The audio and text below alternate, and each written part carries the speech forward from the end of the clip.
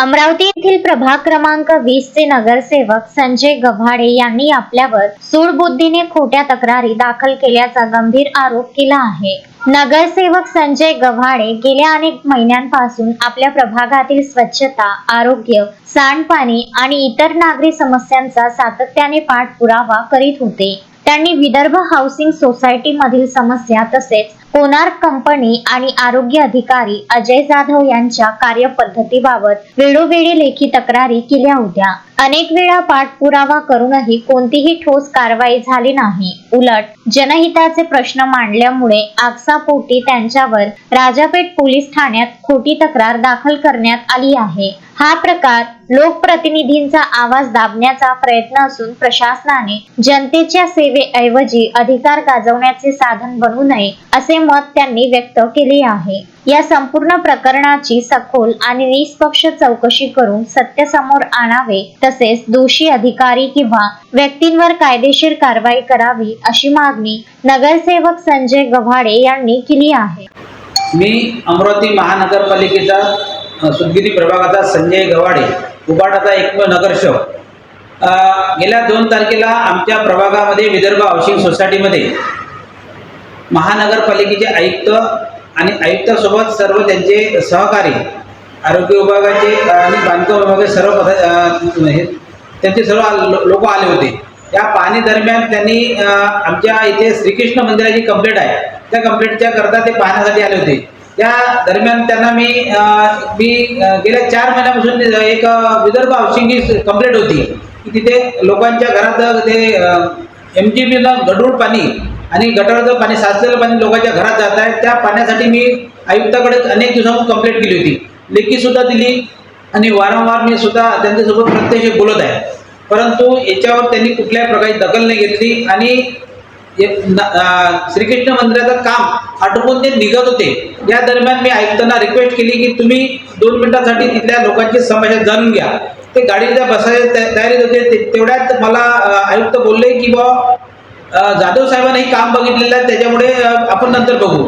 मी आयुक्त मॅडमला हे म्हटलं की हे काम जाधव साहेब करत नाही आणि जाधव साहेबांना वारंवार मी फोन करतो तर फोनचा रिप्लाय सुद्धा देत नाही।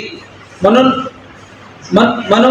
मी त्यांना म्हटलं की मॅडम मला यांच्यावर विश्वास नाही, त्याच्यामुळे मला यांच्यासोबत बोलायचं नाही आहे, तुम्ही याच्यात काही तोडगा करा। परंतु त्याच्या दरम्यान मी त्यांना हे म्हटलं की माझे अनेक वेळा मी जाधव साहेबांना फोन केले, बऱ्याच वेळा त्यांना तक्रार निदर्शनास आणून दिली, परंतु ते कुठलाही रिप्लाय दिला नाही।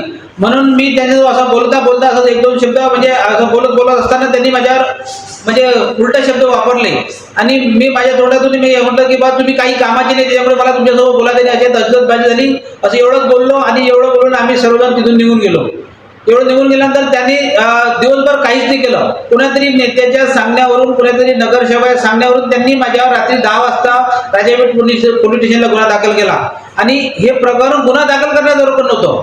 त्या गुन्हा दाखल करण्यासाठी महानगरपालिकेच्या आयुक्ताची, महापौराची त्याला परवानगी लागते, परंतु काय माहिती त्याला कोणा परवानगी दिली नाही दिली, परंतु त्यांनी जो गुन्हा दाखल केला हा अक्षरशः खोटा आहे। या गुन्ह्यावर मला कुठेही हे म्हणजे बोलायचं नाही, परंतु जर लोकप्रतिनिधीच्या कामासाठी जर आम्ही लोकांना फोन करतो आणि फोन करत असताना आमच्या जर अधिकारी जर खोटे गुन्हे दाखल करत असतात तर आम्ही कसं काम करायचं?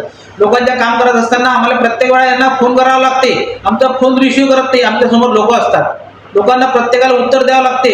जेव्हा आमचा फोन रिसिव्ह करत नाही तेव्हा नागरिकांच्या समोर आमचा सुद्धा अपमान होते। मग हा गुन्हा आमच्यावर गुन्हा दाखल केला चालेल का? म्हणून माझं असं म्हणणं आहे की त्यांनी जे माझ्यावर आरोप केले आहेत ते त्यांनी प्रूफ सहित कुठेतरी प्रूफ करा की हे मला यानं शिवीगाळ केली, ती शिवीगाळ केली, माझं असं म्हणणं आहे। म्हणून जे त्यांनी आरोप केले आहेत आणि कसं ते आम्ही काम करत असताना लोकांसोबत आम्हाला प्रत्येक लोकांना भेटावं लागते, कोण कसं असते, आमचा कार्यकर्ता नसतो किंवा आमचा मतदार सुद्धा नसतो, परंतु जो कोणी नागरिक आमच्याकडे तक्रार घेऊन आला त्या तक्रारीचं निवारण करणं लोकप्रिय आमचं कर्तव्य असते, म्हणून आम्ही बोलतो। आणि असं बोलत असताना जर एखाद्या कामासाठी जर एखाद्या अधिकाऱ्याला जर फोन लावला तर हे अधिकारी आमचा फोन उचलत नाही आणि फोन एखाद्या वेळा उचलला तर हे आरेरावीची भाषा बोलतात। त्यांना आजही असं वाटते की महानगरपालिकेमध्ये प्रशासकीय राज आहे आणि हे आम्ही मनोपल्ली खपून घेणार नाही, म्हणून मी त्याच्या विरोधात आज हे पत्रकार परिषद घेत आहे। अशोकभाई जोशी, विदर्भ न्यूज, अमरावती।